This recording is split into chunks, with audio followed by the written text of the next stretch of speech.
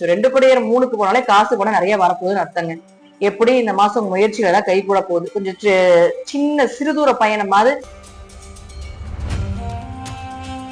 வக்ரகதியாகி 2ஆம் அதிபதியாக இருக்கக்கூடிய செவ்வாயை பார்க்கும்போது கொஞ்சம் சின்ன சின்ன போராட்டங்கள் இருக்கும். ஆனா போராட்டத்துக்கு அப்புறம் நல்ல வாழ்க்கை அப்படிங்கிறது நிச்சயமாக அமைத்து கொடுக்கக்கூடிய ஒரு அமைப்பு இந்த மாசம் இருக்கு. சோ இப்படி உங்க ஜாதகத்தில் இருக்கா, அதாவது உங்க குழந்தைகளுடைய ஜாதகத்துல இருக்கா, ரொம்ப கவனமா இருக்கும். தேவையில்லாத கெட்ட பெயர்கள், அவமானங்கள் இதெல்லாம் கண்டிப்பா வர்றதுக்கு வாய்ப்புகள் உண்டு.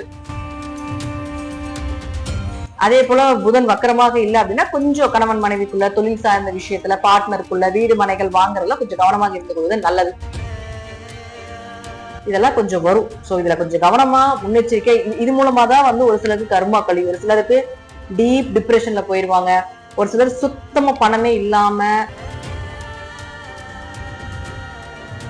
வழிபட வேண்டிய தெய்வங்கள் அப்படின்னு பாத்தீங்கன்னா ஏதாவது ஒரு குரு வழிபாடுகள் வச்சுக்கோங்க. சூரிய உதயத்துக்கு முன்னாடி அல்லது சூரிய உதயத்தப்போ வழிபாடு பண்றது ரொம்ப விசேஷம். சூரிய நமஸ்காரம் பண்றது இந்த மாசம் மீனத்துக்கு பெரிய வளர்ச்சிகளை கொடுக்க. அந்த கெட்ட பெயர் தாந்திரீக பரிகாரமாக முழுக்க முழுக்க மீனராசிக்கு சொல்லக்கூடிய பரிகாரம் அப்படின்னு பாத்துட்டீங்கன்னா மஞ்சள் நிற உடையை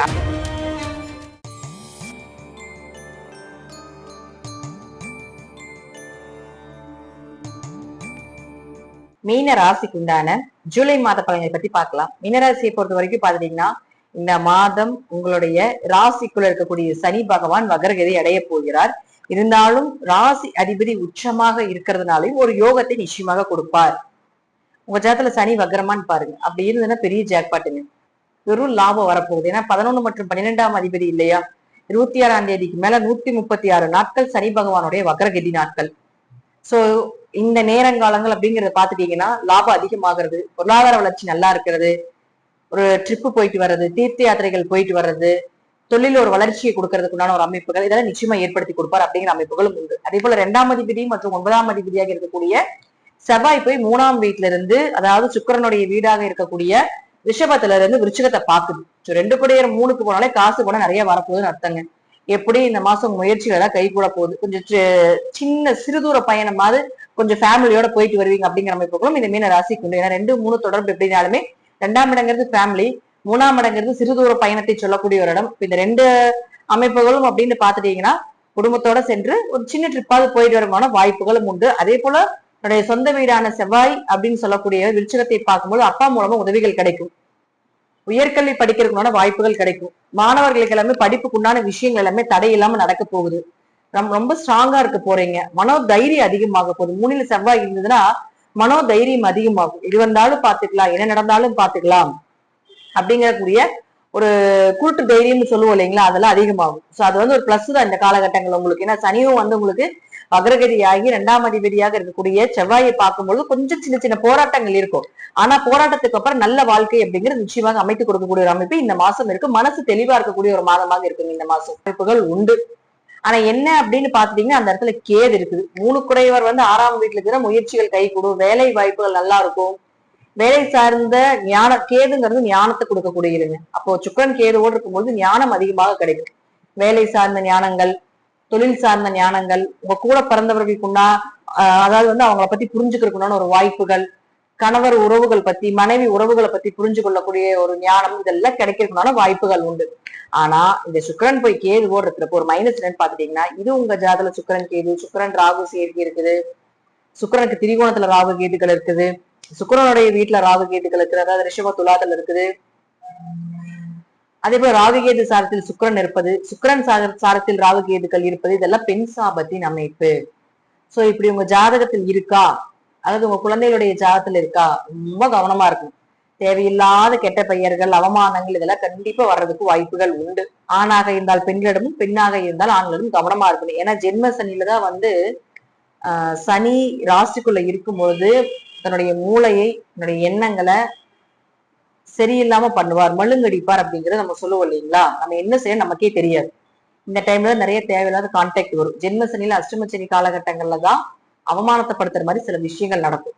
நான் பண்ணிட்டு எப்படி பண்ணேன்னு எனக்கு தெரியல, நான் எப்படி அவங்களோட கனெக்ட் ஆனே தெரியல, ஏதோ வந்து எனக்கு ஏதோ பண்ணிட்டாங்க, இதெல்லாம் இப்ப சொல்லுவாங்க, ஏதோ பண்ணிட்டாங்க, ஏதோ வசியம் பண்ணிட்டாங்க, எப்படி ஆச்சுன்னு எனக்கு தெரியல, அவங்க என்னவோ பண்ணிட்டாங்க. அதெல்லாம் அப்படிலாம் எதுவும் கிடையாது. ஜென்மசனி அஷ்டம சனி காலங்கள்ல தேவையில்லாத தொடர்புகள் நிச்சயமா வரும். அதனால சில அவமானங்களும் சில தலை குனிவுகளும் பண இழப்புகளும் இதெல்லாம் கொஞ்சம் வரும். சோ இதுல கொஞ்சம் கவனமா முன்னெச்சரிக்கை. இது மூலமா தான் வந்து ஒரு சிலருக்கு கர்மா கழிவு, ஒரு சிலருக்கு டீப் டிப்ரெஷன்ல போயிருவாங்க, ஒரு சிலர் சுத்தமா பணமே இல்லாம சாப்பாட்டுக்கு சிரமப்படுவாங்க, குடும்பத்தை நகர்த்த முடியாம செல்லுவாங்க, என்ன பண்றது அதுன்னு தெரியாம இருப்பாங்க. ஒரு சிலருக்கு பாத்தீங்கன்னா அவங்க ஜாதக ரீதியா வேலையே இருக்காது, வேலையே இல்லாம குடும்பத்துல அவமானப்படுறதா இருக்கும். ஒரு சிலருக்கு பாத்துட்டீங்கன்னா ஜென்மசனி அஷ்டமசனி எல்லாம் கொஞ்சம் வேலையெல்லாம் இருக்கு, தொழில் போகுது, வருமானம் வருது, தேவைக்கு மீறின பணம் வருது அப்படின்னா இந்த மாதிரி ஒரு அவமானத்துல கெட்ட பேர்ல கொண்டு போய் நிறுத்திடும். அப்படியே இல்லைனாலும் ஏதோ ஒரு தொடர்புகளை கொடுக்கும். சோ இது போல எல்லாம் இந்த காலகட்டங்கள்ல இந்த சுக்கிரன் கேது சேர்க்கை, சுக்கிரன் ராகு சேர்க்கையில கொஞ்சம் அதிகமாகும். அது உங்க ஜாதகத்திலே அதிகரிக்குதுன்னா இன்னும் கொஞ்சம் அதிகமாறதுக்கு வாய்ப்புகள் உண்டு. சோ இந்த நேரத்துல கவனமா இருந்துக்கணும். இது உங்களுக்கு இருந்தாலும் சரி, உங்க குடும்பத்துல யாருக்கு இருந்தாலும் சரி, இது மாதிரி பிரச்சனைகள் வரும் அப்படிங்கிற அமைப்புகள் உண்டு. புதுசா இல்லைங்க இப்ப வரைக்கும் எதுவுமே இல்லைனாலும் புதுசா ஏதாவது அறிமுகம் ஆகுறாங்க அப்படின்னா அவங்க கிட்ட கொஞ்சம் கவனமாக இருந்து கொள்வது என்பது ரொம்ப நல்லது. அடுத்து புதன் 4 மற்றும் 7ஆம் அதிபதி. 4ஆம் அதிபதி 4ஆம் வீட்டில், புதன் வீட்டில், அவருடைய வீட்டிலே சொந்தமா இருக்காரு மிதுனத்துல. ஆனாலும் ஆட்சி பலம் பெற்று வக்கரகதியா இருக்கும்போது உங்க ஜாதகத்துல புதன் வக்கரமாக இருந்தால் வீடு மனை சொத்துக்கள் வாங்குறது, நல்ல திருமண வரன்கள் அமைஞ்சு வர்றது, கணவன் மனைவிக்குள்ள இருந்து வந்த சின்ன சின்ன சண்டை சச்சரவுகள் அப்படியே அந்யூன்யமா போறது, இதெல்லாம் நடக்கும்.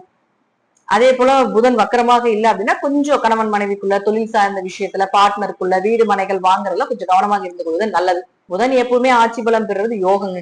எப்படியும் உங்களுக்கு வந்து பாதகாதிபதினு சொன்னாலும் கூட ஒரு யோகத்தை கொடுத்துட்டு தான் அவர் போவார். எப்படியும் ஒரு நல்ல விஷயத்த அவர் செஞ்சுதானே ஆகணும். அந்த ஆட்சி பலத்துக்கு உண்டான விஷயத்தையும் செய்யணும், பாதகத்துக்கு உண்டான விஷயத்தையும் செய்யணும். ஒன்னா கெடுத்து கொடுப்பார் அல்லது கொடுத்து கெடுப்பார். அது வந்து அவங்க உங்க ஜாதகத்தின் தசாபுத்தி படி. அதோட யாரு சேர்றாருன்னா 6ஆம் அதிபதியாக இருக்கக்கூடிய சூரியன் சேர்றாரு புதனோட. இப்ப 6 புதன் சேரும்போது கண்டிப்பாக ஒரு ஹோம் லோன் கிடைக்கும், வீடு வாங்கறதுக்கான வாய்ப்புகள் கிடைக்கும். ரொம்ப நாளா பேங்க் மேனேஜர் இழுத்தடிச்சிட்டு இருக்கிறாரு, லோனே சாங்ஷன் ஆக மாட்டேங்குதுங்க அப்படின்ட்டு இருந்தாலும் கூட இந்த காலகட்டங்களில் சாங்ஷன் ஆகிறதுனால வாய்ப்புகள் இந்த மாசம். இது வந்து வீடு கட்டுறதுக்கு, வண்டி வாகனங்கள் வாங்குறதுக்கு, இடம் வாங்குறதுக்கு, இதுக்கு எல்லாமே சக்சஸ் ஆகும். அதே போல 6 நாள்ல இருந்தா ஒரு இடமாற்றம் பண்ணி வேலை வாய்ப்புகள் கிடைக்கும், ஒரு டிரான்ஸ்பர் கிடைக்கிறதுக்கு வாய்ப்புகள் உண்டு. ஒரு மாற்றத்தை நோக்கிய பயணத்தை நோக்கி இந்த மீனராசிக்காரர்கள் புறப்படுறதுக்குண்டான நேரம் வந்துருச்சு. சோ சந்தோஷமாக இருக்கலாம். மீனராசியை பொறுத்த வரைக்கும் குரு பார்வை உங்க ராசிக்கு இருக்கிற வரைக்கும் எவ்வளவு கஷ்டங்கள், இப்ப நான் சொன்னது போல இந்த சுக்கிரன் கேது சேர்க்கை எல்லாமே இந்த குரு பார்வை இருக்கும் பொழுது அது வந்தபடியே போகலாம் ஒரு சிலருக்கு. ஏன்னா குரு பார்வை கோடி நன்மை. குரு எப்படி இருந்தாலும் காப்பாத்திடுவார், கடைசி நேரத்திலேயாவது காப்பாத்திடுவார். சோ அதனால அந்த நம்பிக்கை உங்களுக்கு முழுமையா வச்சுக்கோங்க. ஃபர்ஸ்ட் தெய்வ அனுகிரகம் ரொம்ப முக்கியம். இறைவனுடைய கடாட்சி ரொம்ப முக்கியம். இறைவனை சரணடைகிறது ஜென்ம சனியில ரொம்ப விசேஷம். அது சிவனை சரணடைஞ்சே ஆகணும் அப்படிங்கிறதுதான் சனி பகவானுடைய முதல் ரூல்ஸே. எப்பேற்பட்ட நீங்க நாத்திகவாதியாக இருந்தாலும் ஜென்ம சனியில சிவன் பாதத்தை தொட்டே ஆகணும், அவர் படியை முதிச்சே ஆகணும். இதுதான் வந்து ஃபர்ஸ்ட் ரூல்ஸே.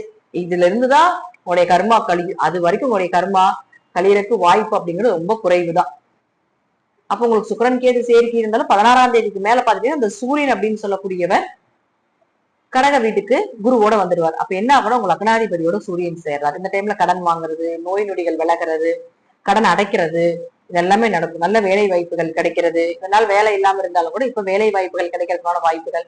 ஏன்னா சூரியன் குரு சேர்ந்து சிவராஜ யோகம். சிவராஜ யோகம் உயர் பதவி, உயர் புகழ் கிடைக்கிறதுக்குண்டான வாய்ப்புகள். அப்ப நீங்க எந்த இடத்துல இருந்தீங்கனாலும் அந்த இடத்துல இருந்து அடுத்த போஸ்டிங் கிடைக்கிறது, அல்லது வந்து அந்த இடத்துல இருந்து ஹை போஸ்டிங்க்கு போறது, இதெல்லாம் நிச்சயமா நடக்கும். ஒருத்தர் வேலையை விட்டு போவாங்க, அந்த வேலைக்கு நீங்க போறது, இதெல்லாம் நடக்கும்போனா கண்டிப்பா நடக்கிறதுக்கு வாய்ப்புகள் உண்டு.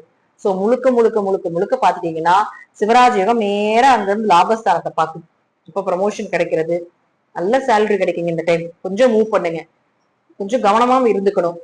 சோ இந்த டைம்ல பாத்துட்டீங்கன்னா நல்ல சேலரி கிடைக்கும், ஒரு சிவன் கோயில் கட்டுறதுக்கு வாய்ப்புகள் கிடைக்கும். கண்டிப்பா லக்னாதிபதியோட சூரியனை சேரும்போது ஒரு வளர்ச்சி தான். இதுல இருந்து அடுத்த கட்டத்துக்கு போறதுக்குண்டான வாய்ப்பு தான் நிச்சயமா கொடுப்பாரு. சூரியனாலே வளர்ச்சிங்க, சூரியனாலே ஒளி. அப்ப சூரியன் லக்னாதிபதியோட சேர்ந்து இருக்கும்போது ஒளியை கொடுக்காம அவர் போகவே மாட்டார் லைஃப்ல அப்படிங்கிற அமைப்புகளும் உண்டு. சோ இதெல்லாம் மீனராசிக்கு இந்த மாதம் நடந்தே தீரணும் அப்படிங்கிறதும் இருக்குது. அதே போல பாத்துட்டீங்கன்னா இந்த மாதம் நீங்க வந்து எல்லோ கலர் யூஸ் பண்ணலாம், லைட் விண்டோ கலர்னு சொல்லுவோம் இல்லைங்களா, அதாவது வந்து லைட் ஆரஞ்சு கலர், இந்த மாலை நேரத்துல வரக்கூடிய சூரியன் கிட்ட இருந்து வரும் இல்லைங்களா ஒரு லைட் கலர், அந்த மாதிரி கலர்ஸ் எல்லாம் யூஸ் பண்றது ரொம்ப விசேஷம். அடுத்து பாத்துட்டீங்கன்னா நம்பர்ஸ்ல அப்படின்னு பாத்துட்டீங்கன்னா நீங்க கண்டிப்பா எப்பவுமே 3ஆம் நம்பர் உங்களுக்கு சக்சஸ் ஆகும். இந்த டைம்ல அதிக சக்சஸ் ஆகிறதுக்கான வாய்ப்புகள் உண்டு. அதே போல 9ஆம் நம்பர் அப்படிங்கிறது நம்பர் 9, அதுவும் சூப்பரா சக்சஸ் ஆகும். வழிபட வேண்டிய தெய்வங்கள் அப்படின்னு பாத்துட்டீங்கன்னா ஏதாவது ஒரு குரு வழிபாடுகள் வச்சுக்கோங்க. சூரிய உதயத்துக்கு முன்னாடி அல்லது சூரிய உதயத்தப்போ வழிபாடு பண்றது ரொம்ப விசேஷம். சூரிய நமஸ்காரம் பண்றது இந்த மாசம் மீனத்துக்கு பெரிய வளர்ச்சிகளை கொடுக்க, அந்த கெட்ட பெயரெல்லாம் கூட வளர்க்கறதுக்கு அதிக வாய்ப்புகளை கொடுக்க சூரிய நமஸ்காரம் பண்ணும்போது அந்த எண்ணங்கள் மாறும். அடுத்து இந்த சூரியன் குரு சேர்க்கை இருக்கிறதுனால கண்டிப்பாக ஒரு அரசியல்வாதிகளுடைய தொடர்போ அரசாங்கத்தினுடைய தொடர்புகளோ அதுல ஏதாவது உங்களுக்கு பணம் வர வேண்டியது இருக்குது, இந்த மாதிரி ஏதாவது ஸ்ட்ரகிள் இருக்குது, அதெல்லாம் உங்களுக்கு சரியான வாய்ப்புகள் உண்டு. தாந்திரிக பரிகாரமாக முழுக்க முழுக்க மீனராசிக்கு சொல்லக்கூடிய பரிகாரம் அப்படின்னு பாத்துட்டீங்கன்னா, மஞ்சள் நிற உடையை அதிகமாக அணிந்து கொள்வதும், அதே போல குருவாக இருக்கக்கூடிய உங்க வாழ்க்கைக்கு குருவா இருக்கலாம், யாரோ ஒருத்தருக்கு ஒரு மஞ்சள் நிற வேஷ்டியோ துண்டோ அல்லது மஞ்சள் நிற சேலையோ எடுத்து கொடுக்கறது தாந்திரிக பரிகமாகவும் சொல்லலாம், அல்லது இது வழிபாடு பரிகாரமாகவும் எடுத்துக்கலாம். இது வந்து ரொம்ப சக்சஸ் கொடுக்குங்க. அது ஒரு பெண்ணுக்கு எடுத்து கொடுப்பது மஞ்சள் நிறத்துல ஒரு புடவையோ ஏதோ ஒரு அவங்க என்ன வியர் பண்றாங்களோ அதுல வந்து அவங்க ட்ரெஸ்ஸுக்கு அவங்களுக்கு பிடிச்ச மாதிரி ஒரு எல்லோ கலர்ல ஒரு ட்ரெஸ் எடுத்து கொடுக்கறது இந்த சுக்கிரன் கேதுனால வரக்கூடிய இந்த பெண் சாபத்தை நிவர்த்தி செய்யறதுக்கு முதல் பரிகாரம் இதுதான். இதை செஞ்சீங்கனாலே உடனே இந்த மாசத்துல இருந்து எதுவுமே உங்களுக்கு அந்த பெண் சார்ந்த பிரச்சனைகள் ஆண் சார்ந்த பிரச்சனைகள் எதுவுமே வராது. இதுதான் மீனராசிக்கு முக்கியமான பரிகாரம். வியாழக்கிழமை அவங்க வீட்டுல ஒரு அகல் விளக்கு எடுத்துக்கோங்க, அதுல மஞ்சள் தூளும் சாம்பராணியும் போட்டு அதுல கொஞ்சம் தேங்காய் எண்ணெய் ஊற்றி அந்த நம்ம சொல்லுவோம் இல்லைங்களா புகை போடுற மாதிரி சொல்லுவோம் இல்லையா, அது போல செய்து கொள்வது என்பது ரொம்ப நல்லது. அது வந்து ஒரு அகல் விளக்குலயும் போடலாம். அது உங்க வீட்டுல நீங்க எதுல வச்சு நீங்க போட்டீங்கனாலும் சரி. மஞ்சள் தூள் கண்டிப்பா போடணும், தேங்காய் எண்ணெய் கண்டிப்பா போடணும். தேங்காய் எண்ணெய் குருவனுடைய அம்சம். சோ இதெல்லாம் பண்ணும்பொழுது அந்த சுக்கிரன் கேது தாக்குதல இருந்து கொஞ்சம் காப்பாற்றிக் கொள்ளலாம் அப்படிங்கிற அமைப்புகளும் உண்டு. சோ இந்த மாதத்திற்கு இந்த வழிபாடே போதும். வாரம் ஒரு முறை செய்தாலும் ஓகே, அல்லது உங்களுக்கு எப்பெல்லாம் மைண்ட் வந்து ரொம்ப டிப்ரெஷன் ஆகுது, வீட்டுல ஏதோ குழப்பங்கள் ஆகிற மாதிரி இருக்கு அப்படின்னாலும் இதை கொஞ்சம் செய்யும் பொழுது கொஞ்சம் மைண்ட்ல இருக்கக்கூடிய இந்த டிப்ரெஷன் குறையும், அதிர்ஷ்டங்கள் பெறுகிறதுக்கு உண்டான சிறந்த பரிகாரமாக மீனராசிக்கு இந்த மாதம் இது செயல்படும் அப்படிங்கிறதுல மாற்று கருத்து கிடமே இல்லை. இதெல்லாம் உங்க ஜாதக ரீதியாக தசாபுத்திகள் ரீதியாக நான் சொல்லக்கூடிய கருத்துக்கள் மாறுபடலாம். நன்றி. மீண்டும் நல்ல பதிவில் சந்திக்கலாம். திருச்சிற்றம்பலம், தில்லையம்பலம், ஸ்ரீ அஸ்மதி.